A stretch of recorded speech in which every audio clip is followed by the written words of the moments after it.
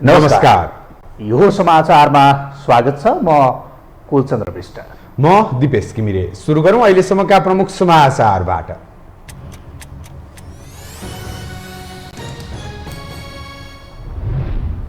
चैत तेस्रो साता प्रधानमन्त्री देउवा भारत भ्रमण जाँदै परराष्ट्र मन्त्रालयले थाल्यो तयारी। भ्रमणका क्रममा संयुक्त रूपमा जनकपुर जयनगर रेल सेवा शुभारम्भ गरिने।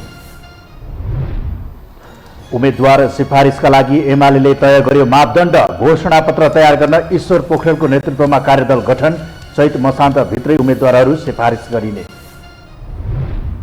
निर्वाचनमा आफ्नो पल्ला भारी गर्न दलहरूको आफ्नै रणनीति। एजेन्डा विहीन नेताप्रति जनताको आकर्षण घट्दो। गठबन्धनसहित चुनावमा जान काङ्ग्रेसलाई सकर। पुनः लोडसेडिङ हुने चर्चाले आम नागरिक सशङ्कित। भारतबाट आयात नगरिएकोले उद्योगमा कटौती गर्नु परेको जिकिर। लोडसेडिङको अवस्था नआउने प्राधिकरणको प्रश्नोक्ति। र रुसद्वारा युक्रेनमा पहिलो पटक हाइपरसोनिक ब्यालिस्टिक मिसाइलद्वारा आक्रमण। बेलायतले युक्रेनी फौजलाई थप 6000 क्षेप्यास्त्र दिने। विश्व युद्धको त्रास बढ्दो। अब समाचार विस्तारमा। चैत तेस्रो साता प्रधानमन्त्री शेरबहादुर देउवा भारत भ्रमणमा जाने हुनुभएको छ। प्रधानमन्त्री देउवाले चैत्र 18 देखि 20 गतेसम्म भारत भ्रमण गर्ने कार्यक्रम तय गरिएको छ। भारतीय समकक्षी नरेन्द्र मोदीको निमन्त्रणामा प्रधानमन्त्री देउवा भारत जान लाग्नु भएको हो। परराष्ट्र मन्त्रालयले भ्रमणको तयारी भइरहेको जनाएको छ। भ्रमणका क्रममा देउवाले संयुक्त रूपमा जनकपुर जयनगर रेल सेवा शुभारम्भ गर्ने तयारी रहेको बताइएको छ। नेकपा एमाले स्थानीय तह निर्वाचनमा उम्मेद्वार छनौट गर्नका लागि 6वटा मापदण्ड तय गरेको छ। एमालेको आज सम्पन्न केन्द्रीय कमिटीको तेस्रो पूर्ण बैठकले आगामी 2079 वैशाख 30 गते हुने स्थानीय तह निर्वाचनका लागि पार्टीको उम्मेद्वार छनौटका लागि 6वटा मापदण्ड तय गरेको हो। स्थानीय तह उम्मेद्वारका लागि पार्टी नीति र कार्यक्रमप्रतिको प्रतिबद्धता, निर्वाचित जनप्रतिनिधिको कामको मूल्याङ्कन, लोकप्रियता र विजयको सुनिश्चितता, आन्दोलनमा योगदान र पार्टीप्रतिको निष्ठा, कार्यक्षमता, विकास र सुशासनप्रतिको दृष्टिकोण, सन्तुलन र समावेशितालाई ध्यानमा राख्दै उम्मेद्वार चयन गर्ने निर्णय गरिएको एमाले प्रचार विभाग उपप्रमुख विष्णु रिजालले जानकारी दिनुभयो। हामीले उम्मेद्वार चयनका लागि 6वटा मापदण्डहरू तय गरेका छौँ। पार्टी नीति र कार्यक्रमप्रतिको प्रतिबद्धता, निर्वाचित जनप्रतिनिधिको कामको मूल्याङ्कन, लोकप्रियता र विजयको सुनिश्चितता, आन्दोलनमा योगदान र पार्टीप्रतिको निष्ठा, कार्यक्षमता, विकास र सुशासनप्रतिको दृष्टिकोण र सन्तुलन र समावेशितालाई ध्यानमा राख्दै हामीले उम्मेद्वारहरू चयन गर्नेछौँ। बैठकले स्थानीय तह निर्वाचन घोषणापत्रको तयारीका लागि पार्टीका वरिष्ठ उपाध्यक्ष ईश्वर पोखरेलको संयोजकत्वमा कार्यदल समेत गठन गरेको छ। साथै बैठकले स्थानीय निर्वाचनका लागि चैत मसान्तभित्र उम्मेद्वारको सिफारिस गर्न पनि पार्टी कमिटीलाई निर्देशन दिएको छ। स्थानीय तहको निर्वाचन आउन अब 50 दिन मात्र बाँकी छ। चुनाव नजिकिएसँगै सबै राजनीतिक दलहरू चुनाव केन्द्रित बनेका छन्। दलहरू आफ्नो चुनावी रणनीतिमा व्यस्त बनिरहँदा प्रमुख प्रतिपक्षी दल नेकपा एमाले आगामी सबै निर्वाचनमा बहुमत प्राप्त गर्ने दाबी गर्दै आएको छ। एक रिपोर्ट। प्रमुख प्रतिपक्षी दल नेकपा एमालेको केन्द्रीय कमिटी बैठक निर्वाचन केन्द्रित बनेको छ। कार्यकर्ता प्रशिक्षण सहित चुनावी गतिविधि र आक्रामक प्रचारमा होमिएको एमालेको यो बैठकमा अध्यक्ष केपी शर्मा ओलीले राजनीतिक प्रतिवेदन पेश गरेका थिए, जसमा एमाले विजय हुने विभिन्न 18वटा आधार प्रस्तुत गरेका ओलीले स्थानीय तहको निर्वाचनमा जसरी पनि बहुमत हासिल गर्नुको विकल्प नभएको स्पष्ट पार्दै यही दिशामा अघि बढ्न नेता कार्यकर्तालाई निर्देशन नै दिए। केन्द्रमा बहुमतको सरकार बनेपछि पनि आखिर विकास केन्द्रीय केही आयोजना बाहेक जनताको घर दैलोमा पुर्याउने त स्थानीय तहहरू। त्यसकारण स्थानीय तहको निर्वाचनमा हामीले महत्त्वपूर्ण ठाउँहरूमा र आम रूपमा बहुमत साथको विजय हासिल गर्न सकेनौँ भने हामीले बहुमत प्राप्त गर्दा पनि सहज नहुने स्थिति हुन्छ। केन्द्रीय कमिटिको बैठकमा 7वटै प्रदेशका अध्यक्षले गरेको रिपोर्टिङका आधारमा सबै प्रदेशमा एमालेको जित निश्चित मात्र होइन, बहुमत प्राप्त गर्ने दावी गरिएको छ। नेपाली नागरिक स्थिर सरकार र विकासको पक्षमा रहेकाले साना पार्टी भन्दा ठूला पार्टी नै खोज्ने र त्यसमा एमालेको विकल्प नभएको एमाले नेताहरूको दावी छ। 3.5 वर्षको दौरानमा यति धेरै विकासका कामहरू भए, यति धेरै तपाईँ हेर्नु न, मधेसको सघन शहरी विकास कार्यक्रम भन्ने एउटा कार्यक्रमले ढल खानेपानी लगायत कार्यक्रम सदरमुकाममा सुरु गरेका कारणले आज मधेसप्रति कति लहर आयो।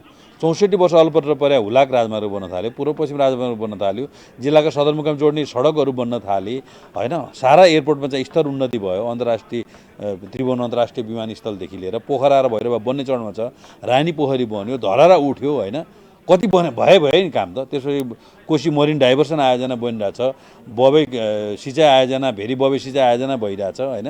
एमालेसँगको जनमत र पार्टी संगठन मात्र नभई एमाले सरकारले गरेका विकास निर्माण नै एमाले जितको आधार भएको नेताहरूको तर्क छ। मुलुकको समृद्धिको पक्षमा रहेका नागरिक एमालेको पक्षमा आउने उनीहरूको दावी छ।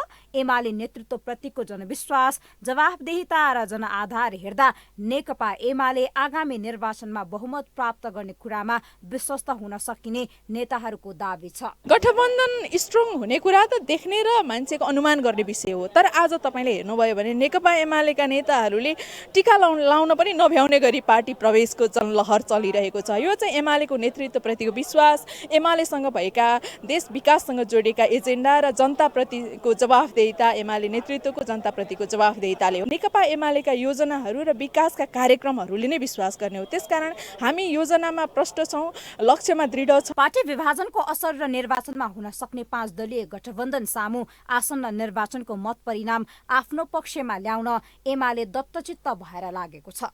शक्ति सन्तुलनको यथार्थ स्थितिको आकलन गर्दै सकेसम्म एक्लै नभए आवश्यकता अनुसार तालमेलसम्म गर्ने योजना एमालेको छ। आउँदो निर्वाचनलाई एमालेले सत्तारोहणको भर्याङको रूपमा अर्थ्याउँदै त्यही अनुसारको तयारीमा जुटेको छ। यो हो टेलिभिजनका लागि क्यामेरामा डीवी मगरका साथमा निम्लेकी शेर्पा, काठमाडौँ।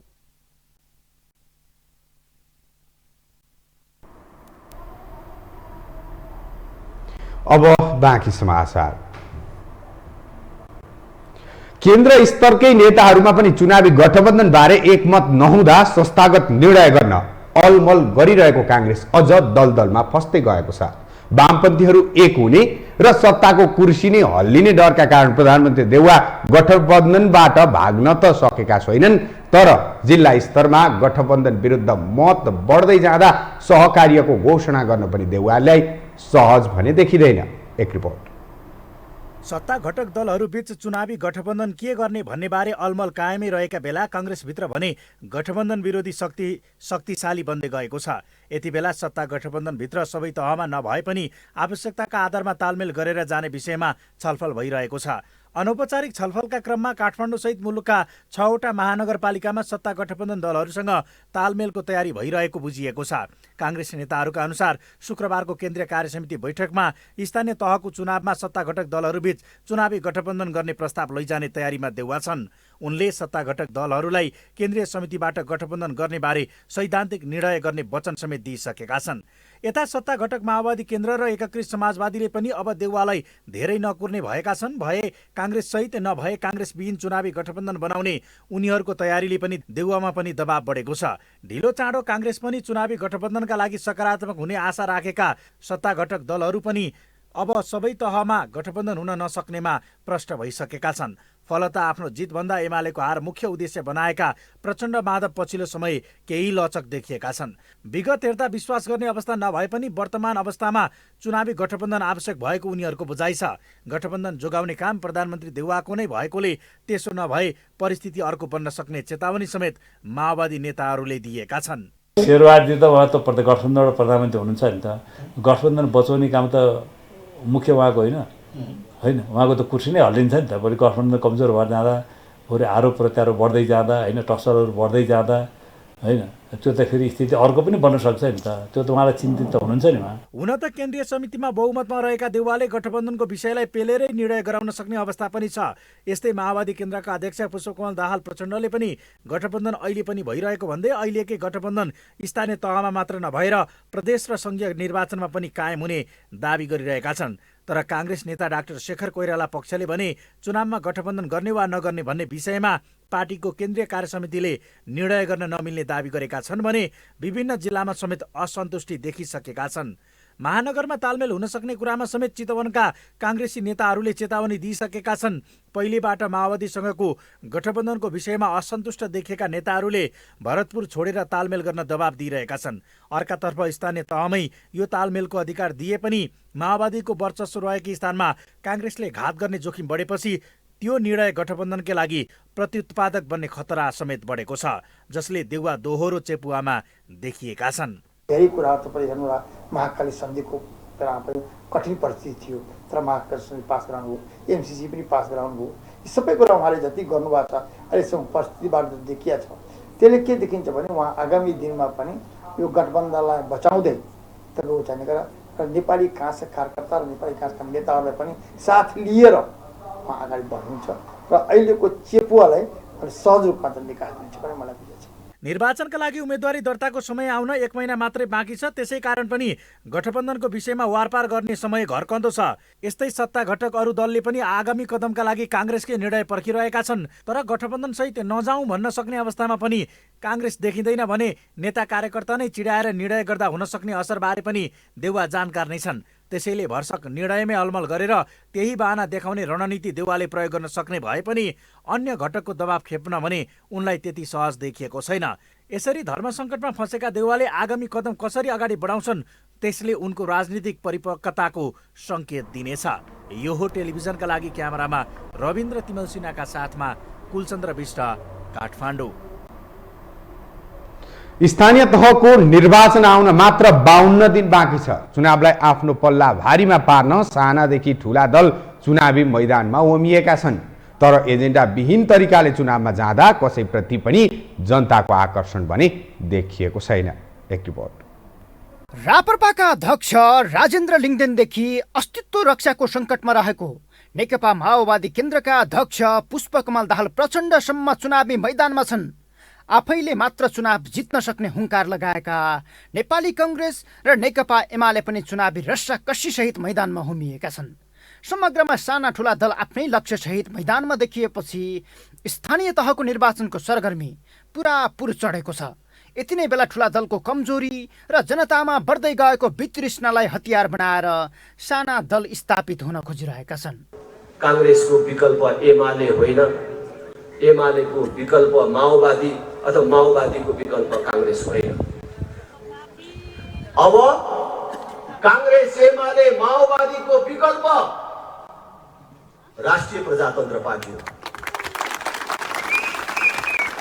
मेरो बाउको पार्टी हो, बाजेको पार्टी हो, मैले यति लेबी तिरेको पार्टी हो, यति सहयोग गरेको पार्टी हो भनेर यिनै काङ्ग्रेस एमाले माओवादीलाई भोट दिनु भनेको आफू मात्रै समाप्त हुने होइन, आफ्नो भावी सन्ततिको र देशको भविष्य समेत समाप्त गर्ने काममा सहभागी हुनु हो। जनताले गत निर्वाचनमा झण्डै 2 तिहाई बहुमत नजिक पुर्याएको नेपाल कम्युनिस्ट पार्टी नेकपाले जनमतकै अपमान गर्न पुग्यो। आन्तरिक द्वन्द्वले 3 वर्षकै अवधिमा पार्टी भङ्ग भएपछि जनताले गरेको विश्वास पनि पुरा भएन। 5 वर्षका लागि प्रतिपक्षको भूमिका पाएको नेपाली काङ्ग्रेसले समेत आफ्नो दायित्व पुरा गर्न सकेन। बरु सत्ताको अवसर पाएपछि मोर्चाको नेतृत्व गर्दै आँखा चिम्लेरै सरकार चलाइरहेको छ। यी दलहरू अहिले पनि पुरानै आश्वासन र मुद्दा बोकेर निर्वाचनमा हुमिएका छन्। समृद्ध नेपाल सुखी बनाउनेमा चाहिँ जुन किसिमको तपाईँले अघिल्लो 3.5 वर्षको कार्यकाल त्यसलाई हेर्नुभयो भने 165वटा क्षेत्र हेर्नु, 77 जिल्लाको 753वटा स्थानीय तहमा चाहिँ कसले कस्तो काम गरेको थियो, बिहेभ कस्तो थियो भन्ने कुराहरू अब जनताले निर्णय गर्ने हो। त्यसकारण हाम्रो पार्टीले जसलाई खटाएको थियो हिजो त्यो कार्यकर्ताहरू आज एउटा कसीमा चढ्दैछ। त्यो पनि परीक्षा हो। त्यसकारण हार र जितसँग होइन कि त्यो कार्यकर्ता ठिक थियो कि बेठिक थियो भन्ने निर्णय गर्ने पनि अहिले बेला हो। त्यसकारण तपाईँले भन्नुभएको जस्तै अहिले जनताले चाहिँ पर्खेर बसिरहेछ। फेरि पनि एकपटक एमालेलाई चाहिँ जिताउनुपर्छ। यसपालिको निर्वाचनमा पनि राष्ट्रिय मान्यता प्राप्त 6 दल बाहेक सबै साना दल निर्वाचनमा जाँदैछन्। स्थानीय तहको निर्वाचनमा भाग लिन दर्ता भएका 79 मध्ये धेरै जसो त नाम नसुनेका र भूमिका विहीन दलहरू छन्। वैकल्पिक शक्तिका रूपमा जुर्मुराउन खोजेका दलहरूको भूमिका समेत शिथिल बनेको छ। फलत यो पालिको चुनावमा पनि पुरानै दलको रजगजले स्थान पाउने पक्का पक्की छ। यो हो टेलिभिजनका लागि क्यामेरामा विशाल प्याकुरेलका साथमा सन्तोष बिके थापा, काठमाडौँ। निर्वाचन आयोगले आगामी वैशाख 30 गते हुने स्थानीय तह निर्वाचनमा 2 करोड मतपत्र छाप्ने तयारी गरेको छ। आज आयोगको नियमित पत्रकार सम्मेलनमा बोल्दै आयोगका सहप्रवक्ता सूर्य प्रसाद अर्यालले करिब 1 करोड 77 लाख मतदाता रहेको र मतदाता सङ्ख्याभन्दा 10 देखि 15% मतपत्र प्रकाशित गरिने जानकारी दिनुभयो। आयोगले आगामी निर्वाचनको तयारीका लागि निर्वाचन आचार संहिता कार्यान्वयनका सम्बन्धमा सरकारवालाहरूको अन्तर्क्रिया कार्यक्रम पनि सुरु गरेको छ। उनका सम्बन्धमा सरकारवालाहरूसँगको अन्तर्क्रियात्मक कार्यक्रम देशभर विभिन्न स्थानमा हिजो मिति 2078 12/9बाट प्रारम्भ भएको छ। मतदाता शिक्षाका लागि निर्वाचन सामग्री उत्पादनका लागि विभिन्न फर्महरूको आवेदन आएको र त्यसबारे अध्ययन भइरहेको आयोगले जनाएको छ।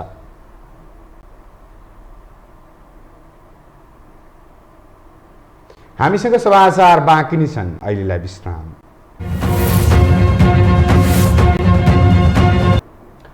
विश्रामपछि यो समाचारमा स्वागत छ। अब बाँकी समाचार। नेपाल विद्युत प्राधिकरणका कार्यकारी निर्देशक कुलमान घिसिङले तत्कालका लागि कुनै पनि क्षेत्रमा लोड सेडिङ नहुने बताउनु भएको छ। आज नेपाल विद्युत प्राधिकरणमा पत्रकार सम्मेलन गर्दै निर्देशक घिसिङले भारतबाट आयात हुने विद्युतमा समस्या भएकाले मङ्गलबारदेखि विद्युत कटौती गरिएको तर लोड सेडिङ नै हुने अवस्था भने नभएको बताउनु भएको हो। उहाँले पछिल्लो समय भारतमा बिजुलीको मूल्य अत्याधिक मात्रामा आकाशिएकोले मङ्गलबारदेखि प्राधिकरणले विद्युत आयात नगरेकाले उद्योगमा विद्युत कटौती गर्नु परेको बताउनु भयो। घिसिङले भारतबाट आयात हुने विद्युतमा समस्या आएकाले विद्युत कटौती गरिएको तर लोड सेडिङ नै हुने अवस्था भने नभएको स्पष्ट पार्नुभयो। 11 बजेबाट के अरे 8 बजेबाट प्रब्लम भयो। हिजो अब हामीले त हिजोको लागि त अस्ति नै बिडिङ गरिसकेका थियो, बिड हामीलाई परेको थिएन। त्यो भएको हुनाले त्यो प्रब्लम भयो। प्रब्लम भएपछि हिजोबाट अलिकति इन्डस्ट्रीहरूलाई केही कर्टलमेन्टहरू भएको हो। त्यसले गर्दाखेरि लोड सेडिङ भयो भन्ने जुन हिसाबले आएको छ त्यो चाहिँ सर्ट टर्मको अहिले तत्कालको समस्याले गर्दाखेरि त्यस्तो भयो। त्यस्तै निर्देशक घिसिङले रुस र युक्रेन बीचको तनावको कारण विश्वभर विद्युत आयातमा समस्या बढ्दै गएको बताउनु भयो। घिसिङले महँगोमा विद्युत आयात गरे पनि उद्योगहरूलाई विद्युतको मूल्य नबढाउने बताउनु भयो। शुक्रबार चिनिया विदेश मन्त्री वाङ यी 3 दिने औपचारिक भ्रमणका लागि काठमाडौँ आउँदैछन्। चीनको असन्तुष्टका बीच सदनले एमसिसी पास गरेपछि हुन लागेको उच्चस्तरीय यो भ्रमण आफैमा महत्त्वपूर्ण छ।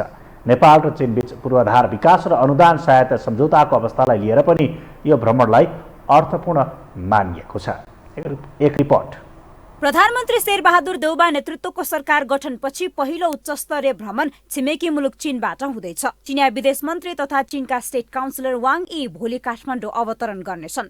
विदेश मन्त्री यीले राष्ट्रपति विद्यादेवी भण्डारी र प्रधानमन्त्री शेरबहादुर देउबासँग शिष्टाचार भेट गर्नेछन्। परराष्ट्र मन्त्री नारायण खड्का र उनको टोली बीच शनिबार द्विपक्षीय वार्ता हुने जनाइएको छ। यस्तै प्रमुख प्रतिपक्षी दल सत्तारूढ दलका शीर्ष नेताहरूसँग पनि भेट गर्ने कार्यतालिका रहेको परराष्ट्र मन्त्रालयले जनाएको छ। अमेरिकी सहयोग परियोजना एमसिसी सदनले पारित गरे लगत्तै हुने विदेश मन्त्री यीको भ्रमणलाई चासोका साथ हेरिएको छ। विकास साझेदारीका लागि विगत लामो समयदेखि दक्षिण एसिया ताकिरहेको चीन यो पटक नेपाल सहित दक्षिण एसियाका अन्य केही मुलुक भ्रमण गर्ने भएको छ। वाङ यीको नेपाल भ्रमण बीआरआई जसरी पनि कार्यान्वयन केन्द्रित हुने कतिपयको विश्लेषण छ। बीआरआई कार्यान्वयन गर्ने, दोस्रो नेपाललाई ठुला शक्ति 7 समुद्र पारीका शक्तिको ताबेदार बन्नबाट रोक्ने, उसको प्लेग्राउन्ड नेपाल नहोस्, चीन विरोधी गतिविधि गर्ने ठाउँ नहोस्। रोकिएका एड प्रोजेक्टहरू लागू हुन्छ।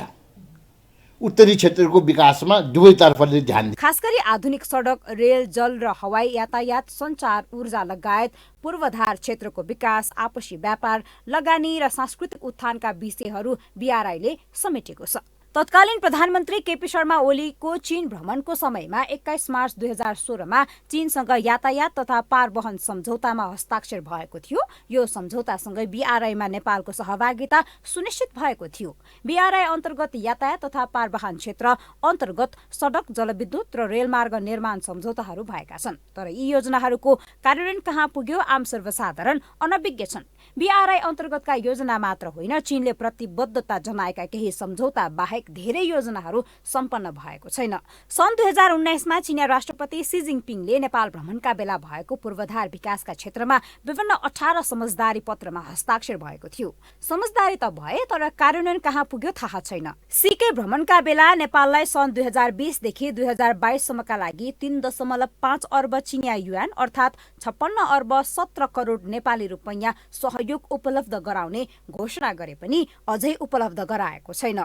कार्यान्वयन नभए पनि वाङ यीको भ्रमणले ती योजनाहरूमा चिनिया चासो स्पष्ट पारेकाले वाङ यीको भ्रमणबाट नेपालले फाइदा लिन सक्नुपर्ने विश्लेषकहरूको धारणा छ। रोड एन्ड बेल्ट इनिसिएटिभ जुन चाहिँ नि सुरुवात 2017मा साइन गरेको हो के अरे हाम्रो एमओयू, त्यो अहिलेसम्म हामीले कुनै प्रोजेक्ट्सहरू सुरुवात गरेको छैन। इन्ट्रेस्ट उहाँको पनि छैन भन्ने चाहिँ होइन। उहाँले प्राइम मिनिस्टरलाई भेट्दै हुनुहुन्छ, प्रेसिडेन्टलाई भेट्दै हुनुहुन्छ। यो चाहिँ हाम्रो उसको परराष्ट्र मन्त्रालयको विज्ञप्ति अनुसार दुईटा ठुला पार्टीहरूको चाहिँ नि पार्टी लिडर्सहरू प्रचण्ड र चाहिँ नि ओलीलाई भेट्दै हुनुहुन्छ भन्ने यही चिजहरू देखेको छ। यो सबको अर्थ के लाग्छ भनेदेखि नि उहाँ आउनु, यहाँ भिजिट गर्नु, 2 दिन बसेर वी आर द प्लेयर है, हामी पनि यहाँ छौँ। हुन त नेपाल चीनबीच भएका सहायता समझदारी कार्यान्वयनमा नेपाल आफै दोषी रहेको तर्क नभएको पनि होइन। नेपालले समयमा नै गृह कार्य नगर्दा यी सम्झौता अलपत्र परेको धेरैको विश्लेषण छ। यस्तो अवस्थामा वाङ यीको भ्रमणलाई नेपालले सदुपयोग गर्न आवश्यक देखिन्छ। यो हो टेलिभिजनका लागि क्यामेरामा सिरोज श्रेष्ठका साथमा निम्लेकी शेर्पा, काठमाडौँ। गृहमन्त्री बालकृष्ण खाँडले स्थानीय तहको निर्वाचनमा शान्तिपूर्ण निष्पक्ष भएरै वातावरण सिर्जना गर्न निर्देशन दिनुभएको छ। आज गृह मन्त्रालयमा बसेको केन्द्रीय सुरक्षा समितिको बैठकमा गृहमन्त्री खाँडले सुरक्षा निकायलाई यस्तो निर्देशन दिनुभएको मन्त्रालयका प्रवक्ता फणीन्द्रमणि पोखरेलले बताउनुभयो। उहाँले बैठकमा चिनिया विदेश मन्त्रीको सुरक्षा तयारीका बारेमा पनि छलफल भएको बताउनुभयो। चिनिया विदेश मन्त्री वाङ यी भोलि 3 दिने नेपाल भ्रमणमा आउँदै हुनुहुन्छ। त्यस्तै बैठकमा समसामयिक सुरक्षा स्थिति र निर्वाचनको तयारीका बारेमा पनि छलफल भएको गृह मन्त्रालयका प्रवक्ता पोखरेलले बताउनु भयो। केन्द्रीय सुरक्षा समितिको बैठक बस्यो आज। बैठकमा समसामयिक सुरक्षा स्थिति, खास गरी अब हाम्रो निर्वाचन आउन 50 दिन बाँकी छ र निर्वाचनको सन्दर्भमा हामीले अपनाउनु पर्ने रणनीति, गृहमन्त्रीको निर्देशन पनि शान्तिपूर्ण निष्पक्ष भएर वातावरणमा गर्नलाई सबैले आफ्नो ठाउँबाट खटेर योगदान गर्ने भन्ने कुरो निर्देशन तयारी भइरहेको छ। अब अहिले नै तयारी भइसक्यो भन्न त मिल्दैन, किनभने 50 दिन बाँकी छ। त्यो बिचका विभिन्न थ्रेटहरू हुन सक्छन्, त्यसको एनालाइसिस गर्दै हामीले अगाडि बढ्दै जानुपर्ने हुन्छ। प्रवक्ता पोखरेलले आगामी स्थानीय तहको निर्वाचनमा अपनाउनु पर्ने रणनीतिका बारेमा छलफल भएको जानकारी दिनुभयो। अब बाँकी समाचार। बागमती प्रदेश सरकारका आन्तरिक मामिला तथा कानुन मन्त्री कृष्ण प्रसाद शर्मा खनालले प्रदेश सरकारले संघीयताको अनुभूति गर्न नसकेको बताउनु भएको छ। उहाँले प्रदेश सरकारले बनाएका ऐन कानुनहरूलाई कार्यान्वयन गर्न पनि नसकेको बताउनु भयो। मन्त्री खनालले सङ्घले प्रदेशलाई अधिकार दिन नखोजेर सामन्ती चरित्र देखाएको बताउनु भयो। उहाँले राजनीतिक नेतृत्व र कर्मचारी सामन्ती चरित्रबाट मुक्त हुन नसकेको भन्दै यसका विरुद्धमा आवाज उठ्नुपर्ने खाँचो रहेको बताउनु भयो। त्यो आफूसँग भएको अधिकार दिन चाहिरहेको छैन। त्यो एउटा पक्ष मात्र होइन, अनेकौँ पक्षहरू छन्। त्यस कारणले त्यो सामन्ती चरित्र जो छ त्यो चरित्र नेतृत्व मुक्त छैन, त्योबाट त्यो कर्मचारी मुक्त छैन, त्यो राजनीतिक नेतृत्व मुक्त छैन। यसको बारेमा चाहिँ अब आम रूपमा चाहिँ सबै पक्षबाट सबैले चाहिँ यो दुईटै चरित्रको बारेमा चाहिँ आवाज उठाउनु पर्ने खाँचो छ। मलाई यो कुरा भन्दाखेरि हिचकिचाहट लाग्दैन। मन्त्री खनालले प्रदेश सरकार मातहतको सचिव मन्त्रालयमा नहुँदासम्म संघीयता साँचो अर्थमा कार्यान्वयन हुन नसक्ने बताउनुभयो।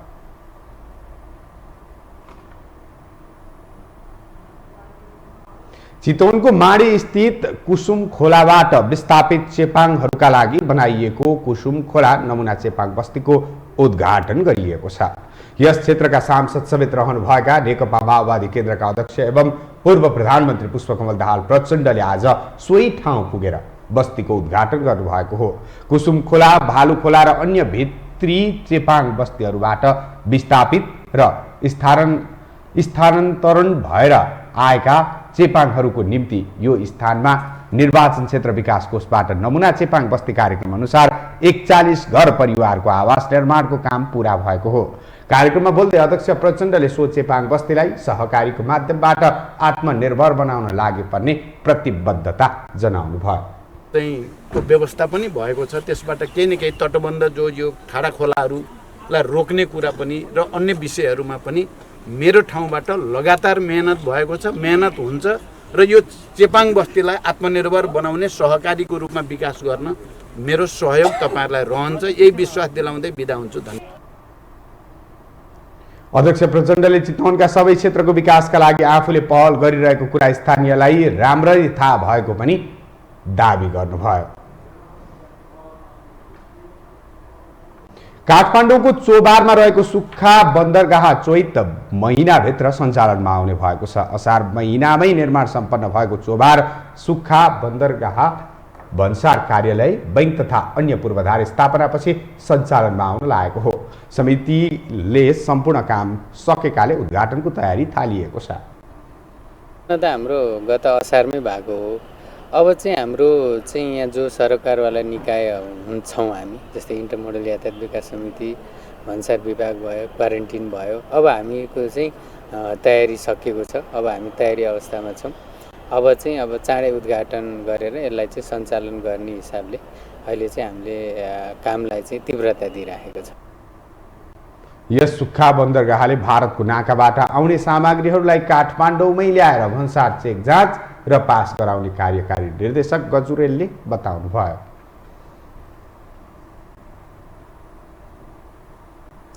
अब पालो आर्थिक समाचारको।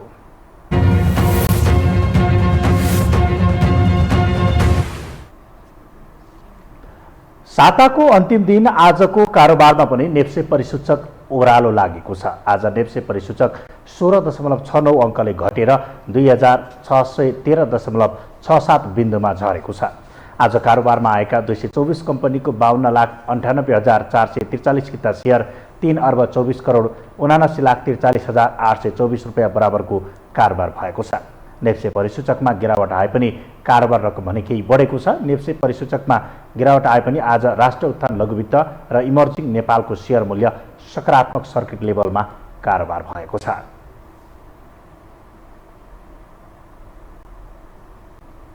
हामीसँग अन्तर्राष्ट्रिय र खेल समाचार बाँकी नै छन्। अहिलेलाई विश्राम।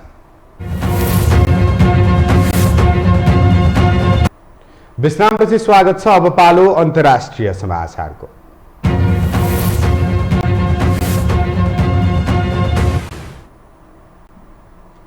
रुसले पहिलो पटक युक्रेनमा खतरनाक भनिएको र ध्वनिको गतिभन्दा 5 गुणा तेज हाइपरसोनिक ब्यालिस्टिक मिसाइलले आक्रमण गरेको छ, जसले विश्व नै आतंकित बनेको छ।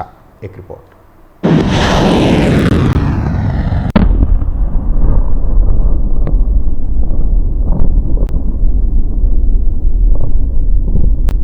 रुसले युक्रेनमा पहिलो पटक हाइपरसोनिक ब्यालिस्टिक मिसाइलले आक्रमण गरेको छ।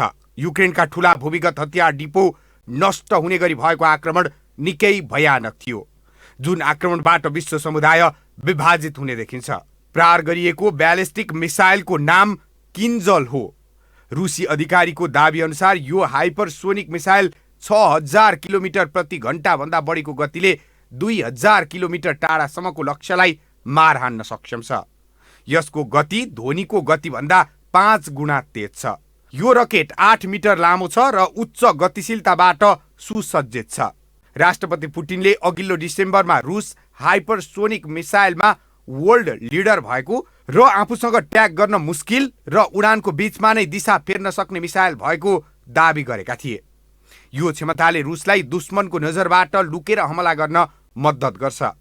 4 वर्ष अघि पुटिनले किन्जललाई अजय हतियारको एउटा श्रृङ्खलाको रूपमा पेश गरेका थिए। उनले यो दुश्मनको रक्षा कवचलाई छेड्न पनि सक्षम रहेको बताएका थिए। अन्य हाइपरसोनिक मिसाइल जिरकोन र अभान्गार्ड हुन् र यी पनि तीव्र र अत्याधिक रेन्ज सहित आउँछ। यद्यपि कुन स्थानबाट युक्रेनको हतियार डिपोमा हमला गरिएको भन्ने स्पष्ट जानकारी भने छैन। अमेरिकी रक्षा मन्त्रालयले रुसी बलले 24 फेब्रुअरीदेखि अहिलेसम्म 1080 भन्दा बढी मिसाइल दागेको जानकारी दिएको छ। यसैबीच बेलायतले युक्रेनी फौजलाई थप 6000 क्षेप्यास्त्र दिने भएको छ। प्रधानमन्त्री बोरिस जोन्सनले युक्रेनलाई झण्डै 6000 अतिरिक्त क्षेप्यास्त्र दिने घोषणा गरेका छन्। ब्रसेल्समा उत्तर एटलान्टिक सन्धि संगठन नेटो र G7 का नेताहरूको बैठकमा जोन्सनले युक्रेनी सैनिक तथा पाइलटको भुक्तानीका लागि 2 करोड 50 लाख पाउन्ड उपलब्ध गराउने योजना पनि सार्वजनिक गर्नेछन्। यसअघि बेलायतले झण्डै 4000 क्षेप्यास्त्र युक्रेनी फौजलाई उपलब्ध गराइसकेको छ।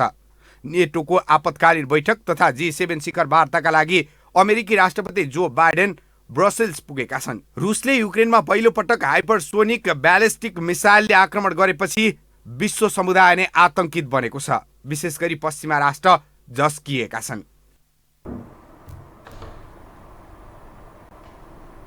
अब पालो खेल समाचारको।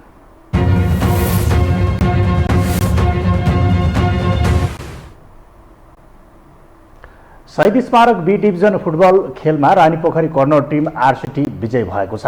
आज साधोबाटो स्थित एन्फा कम्प्लेक्समा भएको खेलमा आरसीटीले सामाजिक युथ क्लबलाई 3-0 गोल अन्तरले पराजित गरेको हो। आरसीटीको जितमा प्रज्वल गुरुङले 2 तथा विश्वास थापा मगरले 1 गोल गरे। जितसँगै आरसीटीले 8 खेलबाट 12 अङ्क जोड्दै अङ्क तालिकाको चौथो स्थानमा उक्लिएको छ। पराजित सामाजिक युथ क्लब भने 8 खेलबाट 7 अङ्क जोड्दै अङ्क तालिकाको 9 स्थानमा यथावत छ। यो सँगै हामी यो समाचारको अन्त्यमा छौँ। अन्त्यमा प्रमुख समाचार पुनः एकपटक।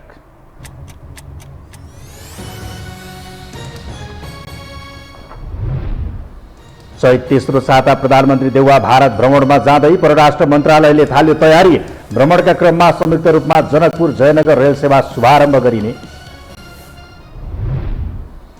उम्मेदवार सिफारिसका लागि एमाले तय गर्यो मापदण्ड। घोषणा पत्र तयार गर्न ईश्वर पोखरेलको नेतृत्वमा कार्यदल गठन। चैत मसान्तभित्र उम्मेदवारहरू सिफारिस गरिने। निर्वाचनमा आफ्नो पल्ला भारी गर्न दलहरूको आफ्नै रणनीति एजेन्डा विहीन नेताप्रति जनताको आकर्षण घट्दो। गठबन्धनसहित चुनावमा जान काङ्ग्रेसलाई सकस। पुनः लोड सेडिङ हुने चर्चाले आम नागरिक सशंकित। भारतबाट आयात नगरिएकाले उद्योगमा कटौती गर्नु परेको जिकिर। लोड सेडिङको अवस्था नआउने प्राधिकरणको प्रश्नोक्ति। र रुसद्वारा युक्रेनमा पहिलो पटक हाइपरसोनिक ब्यालिस्टिक मिसाइलद्वारा आक्रमण। बेलायतले युक्रेनी फौजलाई थप 6000 क्षेप्यास्त्र दिने। विश्व युद्धको त्रास बढ्दो।